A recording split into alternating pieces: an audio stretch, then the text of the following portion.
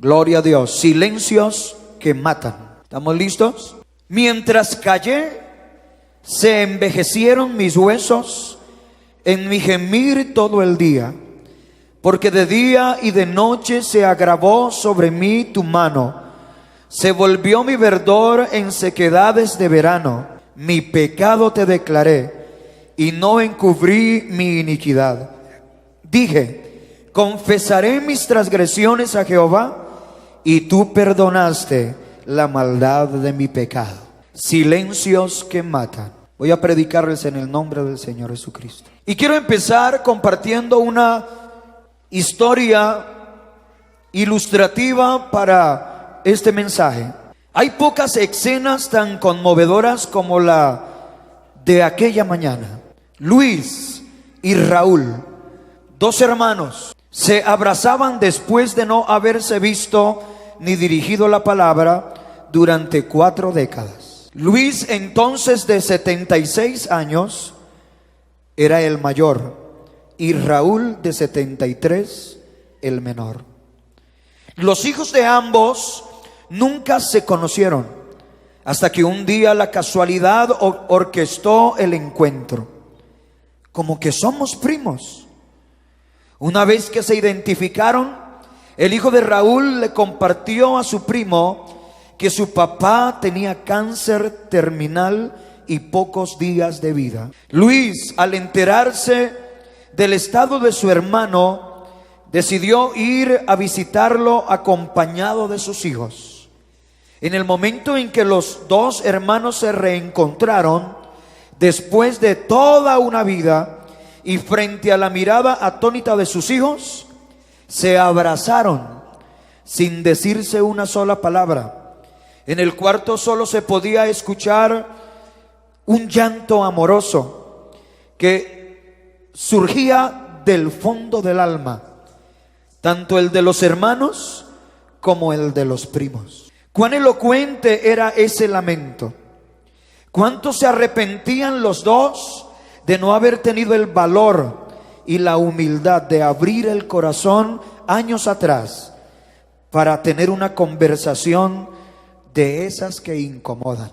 Cuánto tiempo desperdiciado. Hubieran querido decirse una infinidad de cosas, pero ya no era posible. El tumor en el cerebro de Raúl le impedía articular las palabras. Luis se quedó sentado junto a la cama de su hermano sus últimos 3 días de vida. Solo le acariciaba la mano. Lo que Luis ignoraba en ese momento era que él también tenía cáncer y que moriría 5 meses después. Las ironías de la vida. Sí, los silencios matan, en especial cuando se convierten en rencores que impiden escuchar la voz del corazón. En este caso, quizá los susurros, o les susurraba a ambos, diciéndoles una y otra vez durante muchos años: ¿por qué no llamas a tu hermano? Hace mucho tiempo que la psicología viene señalando el efecto nocivo que la represión tiene sobre la mente. Los especialistas en salud mental nos hablan de la importancia de sacar afuera, de poner en palabras lo que nos pasa, lo que sentimos. Bueno, esto quería hacerlo, mis hermanos, a manera de introducción, porque especialmente cuando no hemos tenido la formación desde pequeños de aprender a expresar nuestros sentimientos, eso llega a afectar las relaciones que tratamos de construir, o que otros intentan construir involucrándonos a nosotros mismos. Pero muchas veces somos tan difíciles, porque la verdad, hermano, el ser humano suele ser muy difícil. Difícil por su complejidad, por su estructura mental, emocional, espiritual. El ser humano no es tan básico como a veces quisiéramos pensarlo. Hay cosas que pueden ser misteriosas. Así que he traído este texto para aplicarlo, tratar de encontrar alguna luz que nos ayude a nivel humano, emocional, pero sobre todo a nivel espiritual. Porque si solemos ser, hermano, tan reservados, a veces peligrosamente reservados, callados con los que nos rodean, usted se puede imaginar lo que puede suceder con Dios. Hay gente que no habla con Dios. Hay gente que no se abre a Dios. Por algo la invitación del Señor a través de la palabra puede estar descrita en lo que dice Hebreos. Si oyes hoy mi voz, no endurezcáis vuestro corazón. Dame, hijo mío, tu corazón, si escuchas mis palabras. Y la Biblia nos habla constantemente de la necesidad de abrir el corazón, de abrir nuestras vidas delante de la presencia del Señor. Yo les he traído este texto porque creo que no hay uno mejor que este, porque menciona el asunto.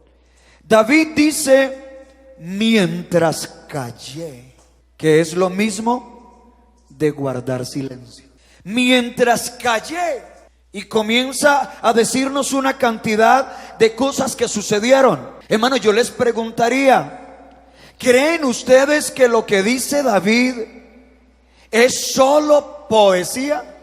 ¿Creen que lo que dice David es solo la estructura de una canción que él quiso escribir? Porque él comienza a decir cosas como estas: mientras callé, se envejecieron mis huesos en mi gemir todo el día, porque de día y de noche se agravó sobre mí tu mano. Se volvió mi verdor en sequedades de verano. Son expresiones poéticas, pero ¿creen ustedes que expresan quizás algo que David está viviendo? Yo creo que sí, yo creo que sí. Las composiciones, hermano, que yo he tenido cierta experiencia, no soy de verdad el mejor compositor. Tengo algunas canciones y algunas grabadas. Mi hermano está más dedicado a la composición. No puedo vivir sin ti es una canción de mi hermano. Llorando por ti es una canción de mi hermano. Bendice, oh alma mía, es una canción de mi hermano. Pegado a tu cruz y otras. Estos días me mandó 7 canciones que ya tiene listas para el 4º volumen. Y yo lo he escuchado a él, y por la experiencia personal creo que es verdad, es así. Cuando uno compone una canción, y estoy hablando de esto porque el Salmo 32 es una canción compuesta por David. Casi siempre las canciones suelen resultar o de la experiencia de otro o de la experiencia de uno mismo. Así que David, cuando compone esta canción, usted lee allí en el título que dice Salmo de David. Es una experiencia personal. El Salmo 32 y el Salmo 51 están bastante conectados. Es la experiencia de David con un gran error que él cometió en su vida. No tenemos tiempo de hablar ampliamente de lo que pasó. Los que leen la Biblia saben que él cayó en adulterio, que mandó a traer una mujer que era la esposa de otro hombre, Urías Eteo, y que se acostó con ella, y que el problema comenzó a agrandarse porque ella quedó embarazada, porque su marido estaba en la guerra. Así que cuando el pueblo descubriera que esa mujer estaba embarazada, inmediatamente, hermano, la gente se iba a dar cuenta que esa mujer le había sido infiel a su marido, porque su marido está en la guerra. Así que ¿de quién está embarazada? La van a llevar a juicio, porque así hacían en Israel. ¿Sabe qué dicen? Que le daban aguas amargas, la castigaban, y si ella no confesaba, Y si no demostraba que la culpa no era de ella, la apedreaban. Por eso la Biblia dice que la ley establece: el que infringe la ley irremisiblemente debe morir. Así trabajaban ellos. Ese era su sistema. Así que David intentó tratar de disimular todo este asunto. Usted ya lo sabe, trayendo al marido desde la guerra para que estuviera con su mujer. ¿Cómo le decimos nosotros a eso? ¿Meter gato por liebre? Tratar de engañar a ese hombre, engañar a todo el pueblo, de que ese hijo que iba a nacer era del esposo, porque el esposo vino y se acostó con ella y la dejó embarazada y se volvió para la guerra. Y entonces ya nació el niño y es de ellos. Él pensó que era tan sencillo como eso. Pero usted sabe que todo se complicó porque este hombre se niega a ir a dormir con su mujer por la carga que tenía por la guerra, sus amigos allá en la guerra, y él deleitándose con su mujer dijo: no, nunca haré tal cosa. Él estaba identificado con el tema de la guerra, así que nunca bajó a dormir con su mujer. Se le complicó el problema a David. David entonces dice: ¿ahora qué hago? Lo emborracha y vuelve y lo manda para la casa. Se queda dormido en el pasillo del palacio. Le llegó el momento y le tocó dejarlo ir nuevamente a la guerra. Así que lo manda con una notica. Él mismo lleva la notica que dice al general del ejército: ponlo al frente donde arrecia la batalla, lo quiero muerto. Entonces, bueno, usted ya saben esa historia triste, tremenda historia. Y David, según lo que dicen los estudiosos de la palabra, y hay textos donde uno puede demostrar que después de la muerte de Urías, David piensa que todo ha quedado en lo secreto y que nadie jamás se va a dar cuenta. Al morir Urías, la mujer queda lógicamente soltera, libre, viuda, así que él la manda a traer a la viuda y se casa con ella. Hermano, David dijo: qué jugada tan... ¿Cómo es que dicen los libretos? El homicidio perfecto. El hombre creyó que eso estaba arreglado ya. Es mi esposa y yo mismo voy a criar a mi hijo, porque nadie sabe, pero ese es mi hijo. Todo el mundo pensaba: qué generoso David, se va a encargar de la viuda y su hijo. Pero nosotros que ya sabemos la historia, sabemos que no hay nada de generosidad en David en ese asunto. Es un total engaño, es un plan que parece que le está saliendo muy bien. Y entonces pasa un año. Pero ese año que pasa, nosotros entendemos lo que pasó porque David compone este salmo y nos deja a nosotros la posibilidad de saber qué sintió él durante ese año. ¿Cuál fue su vida? ¿Cómo fue su vida interiormente durante un año viviendo en la maldad, en el engaño? Y entonces él nos da 4 frases, hermano, que yo quiero compartir con ustedes. 4 frases magníficas que nos permiten encontrar respuesta a la situación de David durante 12 meses, hasta que el profeta Natán viene y le redarguye de su pecado, y él escribe otro salmo, el 51, diciendo: ten piedad de mí, oh Dios, conforme a la multitud de tus piedades, borra mis rebeliones, porque yo reconozco mis culpas.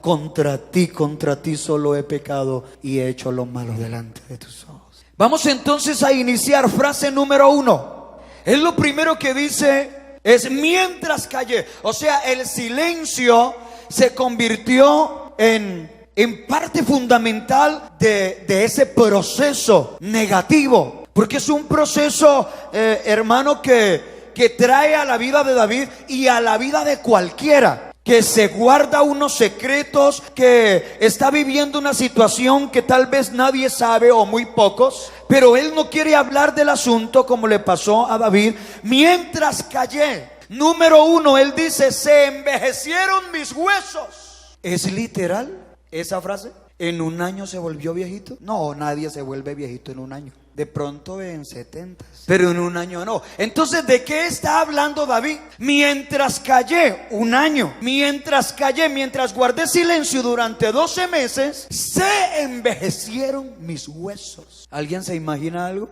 ¿Qué significa se envejecieron mis huesos?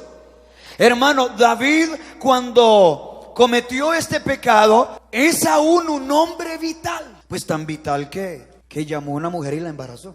No estamos hablando de un viejito, porque David sí se volvió viejito, y la Biblia lo describe y dice que le ponían 2 muchachas doncellas como de 18 años, que se acostaban con él y lo calentaban, porque no había nada que lo calentara. ¿Y sabe qué dice la Biblia? No las conoció, o sea, nunca se allegó a ellas. Pero aquí todavía estamos hablando de un hombre muy vital. Posiblemente estamos hablando de un David de unos 40, 50 años. Entonces él dice, se envejecieron mis huesos. Yo voy a intentar, hermano, a través del estudio que hice de este pasaje, como describirle qué pudiera estar sugiriendo David. Envejecerse, ¿qué significa en ese caso? Y yo mirando, comparando con otras versiones, examinando, echándole, como se dice, mente y poniéndole corazón, hermano, yo encuentro que David trae una figura del envejecerse. Los huesos se me envejecieron. En otras palabras, se perdió la fortaleza de los primeros años. Se perdió la fortaleza del primer amor. Es como sentirse, él se sentía como sin fuerzas, un decaimiento. Muy bien, hermano Rodolfo, un decaimiento. Un año que él guardó silencio. Él dice, mientras yo callaba, comenzó a apoderarse de mí un decaimiento. Se perdí la fortaleza. Realmente se sentía como enfermo. Yo no sé si usted ha leído textos, el mismo David y los profetas hablan de enfermedad mía es esta. Hablando, hermano, de esas situaciones que a veces llegan a la vida del ser humano. A veces problemas en el hogar, problemas con la esposa, con el esposo, problemas con los padres, con los hijos, problemas financieros. Y a veces cuando no hay con quién hablar, cuando no hay una buena comunicación con los seres queridos, no hay una relación íntima con Dios, esa persona comienza a perder la fortaleza. ¿Acaso no has escuchado? Tal vez tú mismo lo has dicho muchas veces: me siento sin fuerzas. ¿Y quién está diciendo eso? Miremos a ver. Un joven de 17 años está diciendo, me siento sin fuerzas. Una hermana de 35 años está diciendo que se siente sin fuerzas. Un hermano de 40 años y dice que ya no puede más. ¿Por qué le estás diciendo a tu esposa, estoy cansado de esta situación? De eso estamos hablando. Porque cuando viene una situación difícil a nuestras vidas, hermano, y no hay una solución pronta, cuando parece que nos estamos tragando todo, cuando no expresamos nuestros sentimientos, ni somos sinceros con los demás y mucho menos con Dios, hermano, comienza a perderse la fortaleza de los primeros años. Pero la Biblia dice que los jóvenes flaquean y caen, se cansan, los muchachos se fatigan. Pero los que esperan en Jehová recibirán nuevas fuerzas. Aleluya. Alzarán alas como las águilas y correrán. Dígalo usted. Y no se cansarán. Caminarán y no se fatigarán. Una hermanita aquí me preguntaba hace unos días: ay, pastor, ¿cómo hace usted para mantenerse siempre como tan apasionado en el servicio al Señor? Yo lo admiro porque siempre lo veo como con el mismo ánimo, con el mismo ambiente. Yo le decía, es que el secreto está en la relación con Dios. Usted necesita siempre obtener sus fuerzas en Dios. Aleluya. David las había perdido todas, pero porque él tenía su secreto. Hermano, hay situaciones en nuestra vida que nos roban las fuerzas. Nos roban las fuerzas. Usted ya siente que no tiene fuerzas ni para orar. No tiene fuerzas para venir al culto. No tiene fuerzas. Hay momentos en que usted le dan como ganas de acabar con todo, pero no permita eso. Esos son momentos para tirársele de rodillas al Señor. Es el momento quizás para tener una conversación de esas incómodas con la esposa, o con los hijos, con el esposo, con el pastor, para sacar lo que hay adentro, para expresar, para arrepentirse de aquello en lo que hayamos fallado. Gloria a Dios. Se envejecieron mis huesos. Él no tenía sino como unos 45, 50 años, pero se sentía como si fuera un viejito, como si fuera un ancianito, y no era normal. Y no es normal, hermano. Vuelvo y se lo digo, no es normal. Si usted apenas tiene 3 años, 5 años, y así tuviera 40, 50 años en el camino del Señor, no es normal que usted se quede sin fuerzas. Le voy a dar un ejemplo. Josué y Caleb ya tenían más de 80 años, y Caleb se le acercó a Josué con más de 80 años y tienen una conversación bastante interesante. Caleb le dice a Josué, que es el gran líder, el sucesor de Moisés, el que tenía la autoridad, y le dice: Josué, vengo a hacerte una solicitud. Josué, ¿por qué no me das ese monte? Dame ese monte. Pero Caleb, ¿es que acaso no te ves? Ya somos de más de 80. No, Josué, me siento como cuando tenía 40. Ahí usted lo ha leído. Me siento con las mismas fuerzas. Tengo visión. Hay pasión en mi vida para entrar y para salir. Dame ese monte que yo lo conquisto. Yo echo a esos filisteos. Yo tengo el poder de Dios en mi vida. Dios está conmigo. Qué lindo, hermano, eso. Qué lindo, hermano. Yo quiero vivir eso hasta el final. La Biblia dice que los ancianos estarán vigorosos y verdes. Lo dice el salmista: vigorosos y verdes, aún fructificarán en su vejez. Hermano, estamos viviendo en el camino del Señor, y el Señor es el Todopoderoso. Hermano, no nos muramos antes de tiempo. No nos marchitemos antes de tiempo. Hay que conservar, hermano, la Biblia dice: el gozo del Señor mi fortaleza es. ¿Cuántos se sienten con fuerzas? ¿Cuántos esta noche dirían: cuando me entregué a Jesucristo, cuando Él me llenó con el Espíritu Santo? Que así sea, que así sea, que así sea.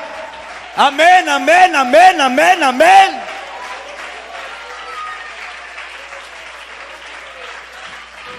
¿Sabe qué dice el apóstol Pablo? No te canses hasta desmayar. Aleluya. Salmo 27.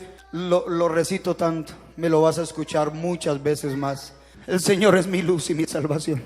¿De quién temeré? El Señor es la fuerza de mi vida. ¿De quién he de atemorizarme? El Señor es la fuerza de mi vida. Si siempre me ves fortalecido, si siempre me ves tan vivo, si siempre me ves tan animado, tú debes estar seguro que ahí detrás de todo eso, detrás de esa fortaleza, definitivamente está la gracia de Dios, está la fortaleza del Espíritu, está la gloria de Dios. Pero David dijo: mientras callé, perdí la fortaleza de mis primeros años. Número 2, en mi gemir todo el día. ¿Qué significa el gemir todo el día? Significa que la aflicción inundó el alma de ese varón. Ese varón vivía afligido. En otras palabras, se pierde el gozo. Y claro, ahí es donde uno se da cuenta por qué se perdió también la fortaleza. Se pierde el gozo. La aflicción inunda el alma. Hay un salmo donde dice, las aguas han llegado hasta el alma. Estoy afligido. ¿Se acuerdan del Salmo 42? Que no es de David, sino de los hijos de Coré. ¿Por qué te abates, oh alma mía? ¿Y por qué te turbas dentro de mí? Espera en Dios, porque aún he de alabarle, salvación mía y Dios mío. Mientras callé, hubo un gemir todo el día. ¿Sabe, hermano? Dios sabe cuando nosotros estamos sufriendo. Dios lo sabe.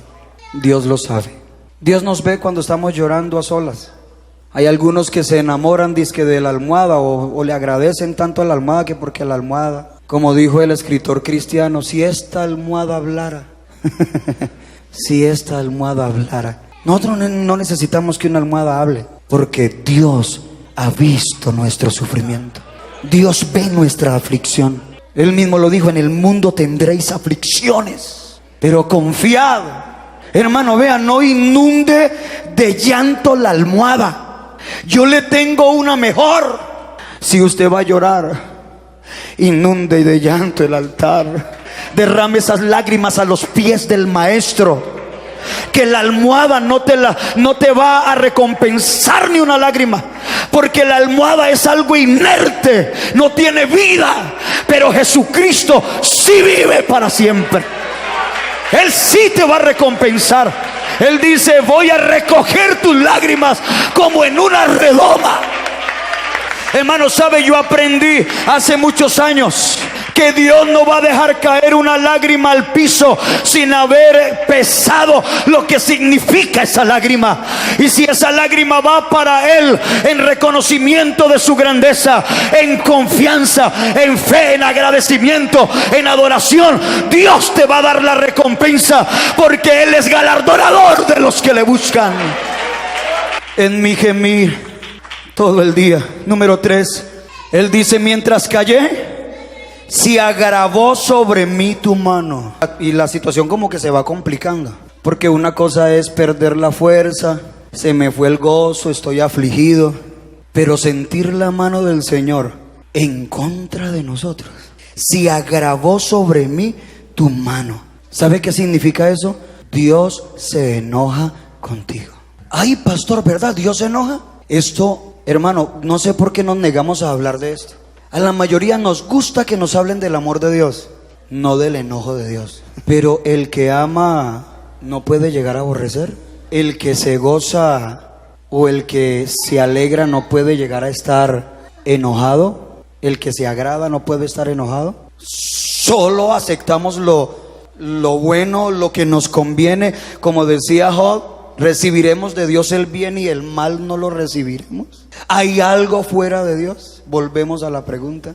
Y le voy a leer un texto donde dice que Dios se enoja. Eclesiastés 5:6. Escuche lo que dice la palabra del Señor. No te des prisa con tu boca, ni tu corazón se apresure a proferir palabra delante de Dios, porque Dios está en el cielo y tú sobre la tierra. Por tanto, sean pocas tus palabras, porque de las muchas palabras viene el sueño.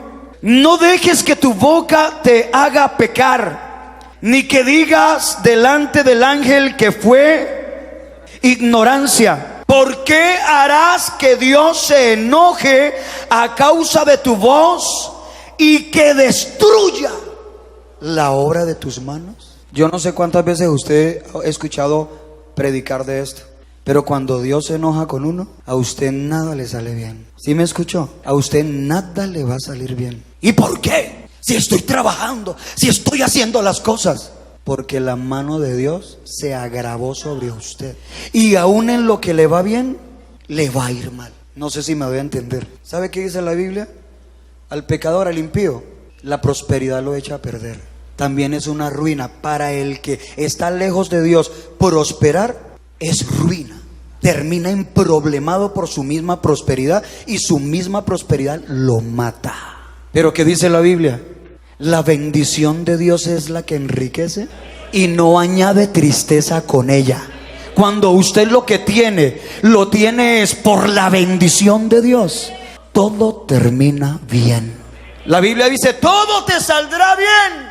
Así que Dios sí se enoja, y cuando Dios se enoja, dice, destruye todo lo que hacen nuestras manos. Hermano, que nadie quiera tener a Dios enojado, porque no le conviene a nadie. La Biblia dice, tú destruirás a todo aquel que de ti se aparta. Y el salmista dijo, pero el acercarme a Dios es el bien. Mi porción es Dios. ¿A quién tengo yo en el cielo sino a ti? Y nada fuera de ti deseo en la tierra. Nada de lo que estás haciendo te sale bien. Los negocios no funcionan, el hogar no funciona, los hijos no funcionan, tus sentimientos no funcionan bien, siempre vives de fracaso en fracaso. Creo que es momento que vengas a hablar con Dios. Es momento que te entregues al Señor, amigo, amiga. Entrégate al Señor y verás que todo va a comenzar a salirte bien. Porque a los que aman a Dios, todas las cosas les ayudan para bien. Hermano, ojalá pudiéramos creerlo todos, hermano. Y la palabra produce fe. La fe hay que depositarla en el Señor. Por eso estamos aquí, no en otro lado. No, hermano, usted está en una iglesia. Usted está sentado escuchando la palabra de Dios. Y la palabra de Dios es más grande que la palabra de cualquier motivador terrenal. ¡Aleluya! La palabra de Dios es viva y eficaz. Y el Señor lo que promete lo cumple. Estoy aquí poniendo, si algo soy, mi reputación, mi vida, todo lo que tengo, lo invierto, lo empeño por la palabra que estoy predicando, porque no he visto a justo desamparado, ni de su simiente que mendigue pan. Dios bendecirá a sus hijos. Lo creemos, ¿cierto? ¿Quién lo cree? ¿Quién lo cree? ¿Alguien lo ha vivido? ¿Alguien lo ha vivido? Terminamos aquí. Se volvió mi verdor en sequedades de verano. Oiga, comenzamos a perder la vida. Verdor en sequedades de verano. No hay fruto, no hay resultados.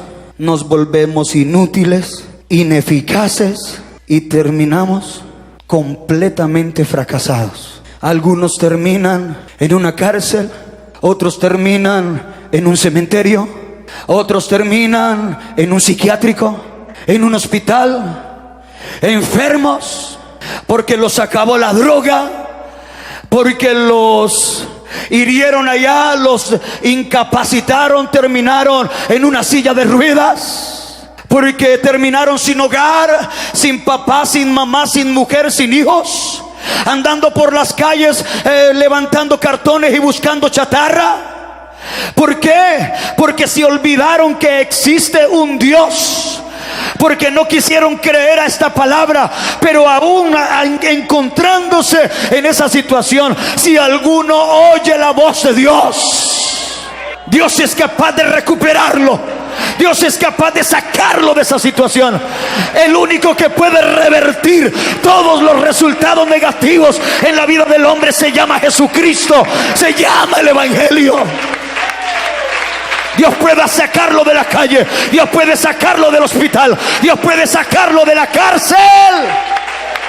Dios lo saca del psiquiátrico y lo trae aquí y le enseña la verdad y lo llena con el Espíritu Santo y le da un hogar y le da visión y le da gozo y fortaleza en su vida. Pero David tuvo que decir: luego dije, confesaré mis transgresiones a Jehová. Voy a hablar con Dios. Voy a ser sincero con mi Dios. Voy a romper el silencio. ¿Usted sabía que Adán no quería hablar con Dios? Se había escondido por allá entre los árboles del huerto. Pero Dios vino al huerto. Adán, ¿dónde estás tú? ¿A dónde te has ido?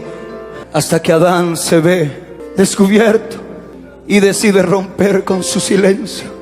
Es que tuve miedo y me escondí. Sal de allá. Te voy a hacer pieles de justicia. Un inocente morirá por ti y vamos a hacer expiación por tu pecado. Jonás no quería hablar con Dios. Se metió en la proa de un barco y se quedó dormido mientras que la tempestad amenazaba con destruir ese barco. El capitán lo encontró durmiendo allá en la proa y le gritó: ¿qué tienes, dormilón? ¿Por qué no te levantas y clamas a tu Dios? ¿Por qué no hablas con tu Dios? Él no quería hablar con Dios. Lo tiraron al mar, se lo tragó un gran pez, dice la palabra. Pasó un día, pasaron 2 días, y al tercer día, cuando sentía que ya se estaba muriendo, Jonás capítulo 3 verso 1, entonces oró Jonás desde el vientre del pez. Porque hay que hablar con Dios, porque hay que romper con el silencio.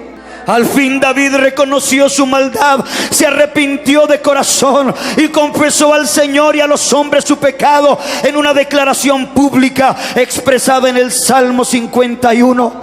La Biblia dice: bienaventurado aquel cuya transgresión ha sido perdonada y cubierto su pecado. La Biblia dice: el que encubre sus pecados no prosperará, mas al que los confiesa y se aparta alcanzará misericordia. Alguien va a tener que hablar. Dios te va a llevar hasta cierto lugar, hasta cierta situación donde vas a tener que hablar.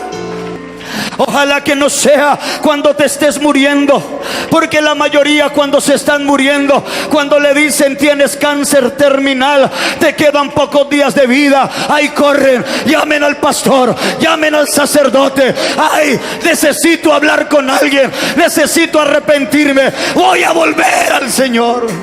No, hazlo hoy, hazlo hoy, antes de que te enfermes, antes de que caigas en calamidad. Ven, reconcíliate con el Señor, entrégate a Jesucristo. Oh, restáurate en Dios. Alguien que necesite venir a hablar con Dios, alguien que venga y le diga: Señor, dame fuerza, necesito hablar con mi esposa, necesito hablar con mis hijos, necesito hablar con mis padres. ¿Hace cuánto que no llamas a tus padres? ¿Hace cuánto que tienes resentimientos y amarguras con tus hermanos, con tus familiares? Mientras callé, dile a Dios que te ayude. Dile a Dios que estás listo, que estás lista para hablar, estás lista para confesar tus pecados, estás lista para rectificar, estás lista para rehacer tus relaciones. Rompe con tu silencio, rompe con tu silencio. No habías hablado tal vez de ese asunto durante muchos años. Oh, sí. Pero tú sabes que no puedes seguir así. Rompe con tu silencio, porque se están envejeciendo tus huesos. Hay gemir todo el día. Se agravó la mano de Dios sobre ti. Oh, se volvió tu verdor en sequedades de verano. Pero esta es una noche para hablar, es una noche para confesar, es una noche para volverse a Dios.